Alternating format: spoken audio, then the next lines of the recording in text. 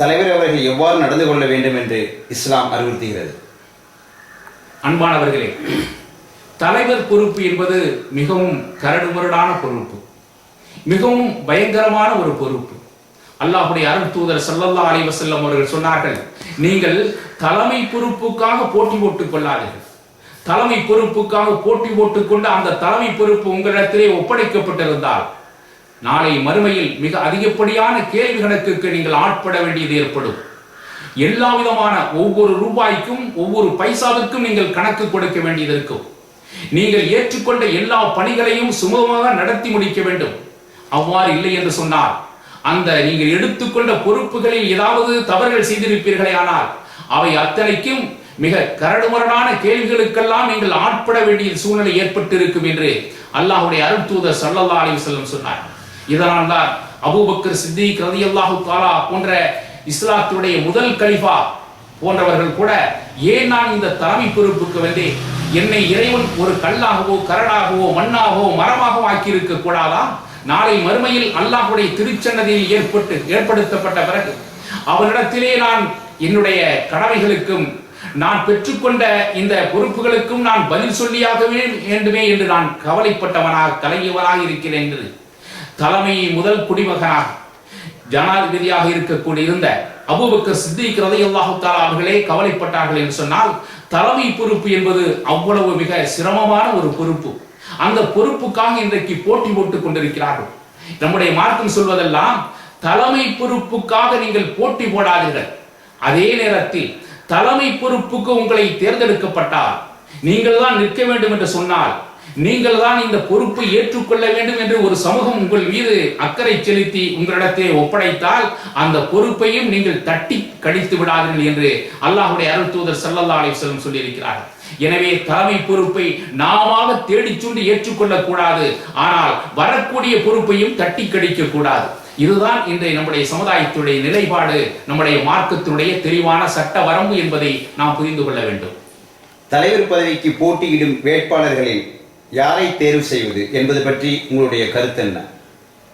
இன்றைக்கு ஏராளமான வேட்பாளர்கள் போட்டியிடுகிறார்கள்.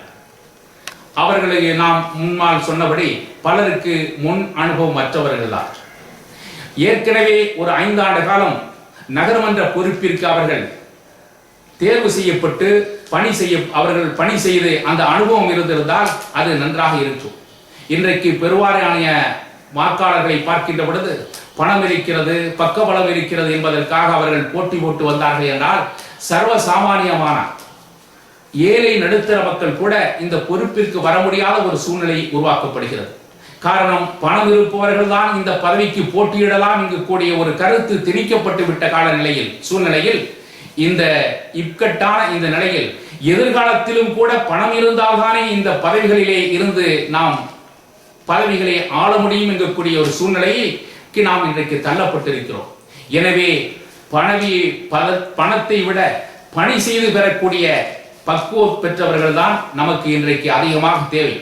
அதே நேரத்திலே இந்த பணியை ஏற்றுக்கொண்டவர்கள் அந்த பொறுப்பினை நல்ல முறையிலே நடத்தாட்டவில்லை என்று சொன்னால் இறைவனிடத்திலே நாம் தண்டிக்கப்படக்கூடிய ஒரு கட்டாயமான சூழ்நிலை ஏற்பட்டுவிடும். எனவே இந்த சூழ்நிலைகளை விட்டு தவிர்த்து கொள்ள வேண்டும் என்று சொன்னால் எடுத்த பொறுப்பினை கண்ணியத்தோடு, தெருவு பாகுபாடு இல்லாமல், மத ஜாதி மத உணர்வுகள் இல்லாமல் எல்லோருக்கும் சமூக சேவை செய்யக்கூடியவர்களாக ஆகக்கூடிய பெருமக்களாக, நல்லவர்களாக, மக்களிடத்திலே நம்பிக்கை வாழ்ந்தவர்களாக நாம் ஆக வேண்டும். அதுதான் நம்முடைய சமுதாயத்திற்கு நாம் ஏற்றுக்கொண்ட பணிக்கு செய்யக்கூடிய உயரிய நடவடிக்கையாகும் என்பதை நாம் அனைவரும் புரிந்து கொள்ள வேண்டும். அரசியல் என்று வந்துவிட்டால் சிலர் இஸ்லாமிய லட்சியங்களுக்கு எதிராக செயல்படுவது ஏன்? இது மிக முக்கியமாக கவனிக்கப்பட வேண்டிய ஒன்று. அல்லாஹ்வுடைய அருள் தூதர் நபிகள் நாயகம் ஸல்லல்லாஹு அலைஹி வஸல்லம் சொன்னார்கள், நீங்கள் எந்த நிலையிலும் ஈட்டியின் முனையில் நிறுத்தப்பட்ட போதிலும் ஈமானை இழந்து விடாதீர்கள். தூக்கு மேடையில் இயற்றப்பட்ட போதிலும் உங்களுடைய இனிமையான உயிரினும் மேலான அந்த ஈமானை இழந்து விடாதீர்கள். ஏன் கண்ட துண்டமாக வெட்டப்படக்கூடிய ஒரு சூழ்நிலை ஏற்பட்ட ஆனாலும் கூட நீங்கள் உங்களுடைய மிக இனிமையான அந்த ஈமானை இழந்து விடாதீர்கள் என்று சொன்னார். ஆனால் அரசியல் என்று வந்து விட்டால் அவர்களுக்கு ஏற்ப தாளம் போடுவதும் கைதட்டுவதும் இது போன்ற சூழ்நிலைகளுக்கு ஆளாக வேண்டிய சூழ்நிலை சர்வசாதாரணமாக வந்து விடுகின்றன. அல்லாஹ்வுடைய அருள் தூதர் ஸல்லல்லாஹு அலைஹி வஸல்லம் ஒருவரை சொன்னார்கள், நவீனமான வாத்திய கருவிகளை, இசைக்கருவிகளை உடைத்தெறிவதற்காகவும் மரியாதைக்கும் வணங்குவதற்கும் வைக்கப்பட்டிருக்கக்கூடிய கற்சிலைகளை உடைத்தெறிவதற்காகவே நான் அல்லாஹ்வுடைய புறத்திலிருந்து நபியாக ஆக்கப்பட்டேன் என்று அல்லாஹ்வுடைய அருள் தூதர் சொன்னார். எனவே கற்சிலைகள் மனிதருடைய கரங்களால் உருவாக்கப்பட்டவைகள். இந்த கரங்களால் உருவாக்கப்பட்ட இவைகள் தான் வணக்க வழிபாட்டுக்கு உரியதாக, மரியாதைக்கு உரியதாக பின்னால் நம்முடைய சமுதாய மக்களால், பல மக்களால் நினைக்கப்படுகின்றன. அவைகளுக்கு மாலைகள் அணிவிப்பது, அவர்களுக்கு முன்னால் நின்று மரியாதையோடு கும்பிடு போடுவது, இது போன்ற இன்னும் எத்தனையோ சமுதாயம் விளக்கப்பட்ட செயல்களை இன்றைக்கு சர்வசாதாரணமாக செய்து கொண்டிருக்கிறார். எனவே நம்முடைய சமுதாயத்தைச் சேர்ந்த சில வேட்பாளர்கள் கூட சிலைகளுக்கு மாலை அணிவிக்கப்படக்கூடிய இக்கட்டான சூழ்நிலைக்கு தள்ளப்பட்டு விட்டார். ஈமான் என்பது என்ன என்பதை எண்ணி பார்க்க வேண்டும். 1000 கோடி அல்ல, அல்லாஹ்வுடைய அருள் தூதர் ஸல்லல்லாஹு அலைஹி வஸல்லம் சொன்னார்கள், இந்த பூமி முழுக்க தங்கம் ஒருவருக்கு கொடுக்கப்பட்டிருந்தாலும் கூட அது பெரிதா அல்லது ஈமான் பெரியது என்று சொன்னால் ஈமான் தான் பெரியது என்று அல்லாஹ்வுடைய அருள் தூதர் ஸல்லல்லாஹு அலைஹி வஸல்லம் சொன்னார்கள். எனவே ஈமானுக்காகவே நாம் லட்சியத்தோடு வாழ வேண்டுமே தவிர சில அரசியல் லாபங்களுக்காக, ஓட்டு பொறுக்குவதற்காக நம்முடைய கொள்கைகளை, உயிரினும் மேலான இலட்சியங்களை விட்டுவிட்டு சிலைகளுக்கு மாலை அணிவிப்பது போன்ற கொடூரமான செயல்களில் ஈடுபடுவது மிக மிக கடுமையாக கண்டிக்கத்தக்கது என்பதை நாம் நல்ல முறையிலே உணர்ந்து கொள்ள வேண்டும். சில வேட்பாளர்கள் லட்சக்கணக்கில் வீணாக பணம் செலவு செய்கிறார்கள். தங்களுடைய தோல்வி உறுதி என்று நன்றாக தெரிந்தும் அவர்கள் போட்டியிடுவது ஏன்? இந்த நிலையை பார்க்கின்ற பொழுது ஏராளமான வேட்பாளர்கள் களத்தில் என்று போட்டியிடுகிறார்கள் என்று சொன்னால் அதனுடைய கருத்து என்னவென்று சொன்னால், தங்களை பிரபலியப்படுத்திக் கொள்ள வேண்டும் என்பதற்காகவும், தங்களுடைய செல்வங்கள், சொத்து பத்துகள் காக்கப்பட வேண்டும் என்பதற்காகவும், அரசியல் அரங்கிலே நானும் போட்டி போட்டிருக்கிறேன் என்பதை காட்டிக் கொள்வதற்காகவும், இதர் போன்ற சூழ்நிலைகளுக்காக தேவையற்ற முறையிலும் அவர்கள் போட்டியிடுகிறார்கள்.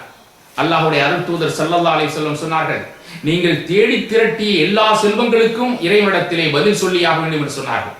அது 10 பைசாவானாலும் சரி, 10 லட்சமானாலும் சரி, 10,000 கோடியானாலும் சரி, அல்லாஹ்விடத்திலே நாம் தேடி திரட்டியவைகளுக்கெல்லாம் பதில் சொல்லியாக வேண்டும். அது மட்டுமல்ல, 4 கேள்விகளுக்கு மறுமையில் பதில் சொல்லாத வரையில் ஒரு முஸ்லிம் மஹ்ஷர் மைதானத்தில் கேள்வி கேட்கப்படக்கூடிய நாளையில் அந்த இடத்திலிருந்து அவருடைய பாதங்கள் பெயராது என்று சொன்னார். அதுதான் ஒருவனுக்கு கொடுக்கப்பட்ட ஆயுள், அந்த ஆயுள் நாட்களை அவன் எந்த முறையில் கழித்தான் என்று முதலாக கேட்கப்படும்.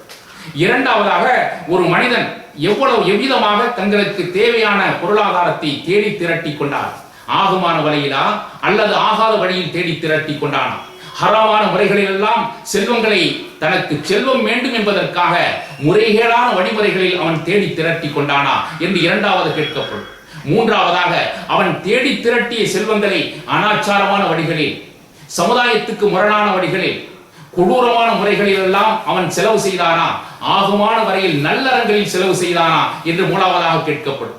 நான்காவதாக, அவனுக்கு கொடுக்கப்பட்ட அறிவு, இந்த அறிவை வைத்துக் கொண்டு ஒரு மனிதன் சரியான முறையில் தனக்கும் தன்னுடைய சமுதாயத்திற்கும், முஸ்லிம்கள் உலக சமுதாயம் அனைத்திற்கும் தேவையான நல்ல வழியில் இந்த அறிவை பயன்படுத்தினா என்று இந்த 4 கேள்விகளும் கேட்கப்பட்டு அதற்கு முறையான முறையில் பதில் சொல்லாத வரையில் அவனுடைய பாதம் பெயராது என்று சொல்லப்பட்டிருக்கிறது.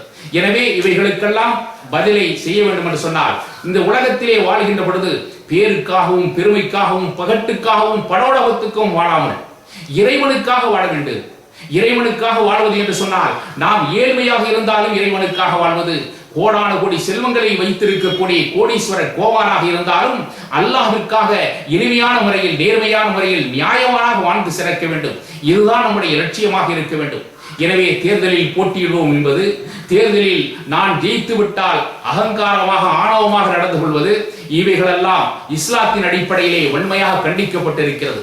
எனவே தேர்தலின் மூலமாக யாருக்கு பொறுப்பு வந்தாலும் அந்த பொறுப்பை மிக கண்ணியமான முறையில் நாளை மறுமையில் இறைவனுக்கு முன்னால் நிற்க வேண்டியது வரும். அந்த நேரத்தில் அத்தனைக்கும் நாம் பதில் சொல்லியாக வேண்டும் என்கக்கூடிய அடிப்படையில் அவர்கள் தனக்கு வழங்கப்பட்டிருக்கக்கூடிய இந்த பொறுப்பினை கண்ணியமான முறையில், நேர்மையாக, நியாயமாக அனைத்து சமுதாய மக்களுக்கு பயன்படக்கூடிய அடிப்படையில் இவர்கள் அந்த காலத்தை, நேரத்தை, பொருளாதாரத்தை, பதவியை, பட்டத்தை அத்தனையும் செலவு செய்வார்களே. ஆனால் இதில் தான் இறைவனுடைய பொருத்தமும் அல்லாஹ்வுடைய அருள் தூதருடைய வழிகளில் நடந்து காட்டிய நல்லறிவாளர் என்கக்கூடிய பெயரையும் பெற்றுக்கொள்ள முடியும்.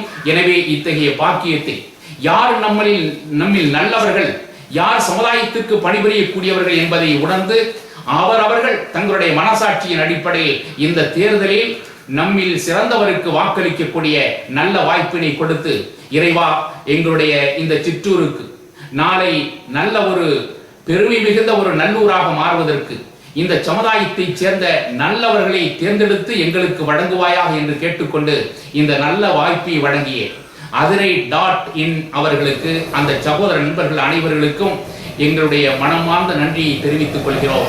வாஹிரு தாவானா அனில் ஹம்துலில்லாஹி ரப்பில் ஆலமீன். அஸ்ஸலாமு அலைக்கும்.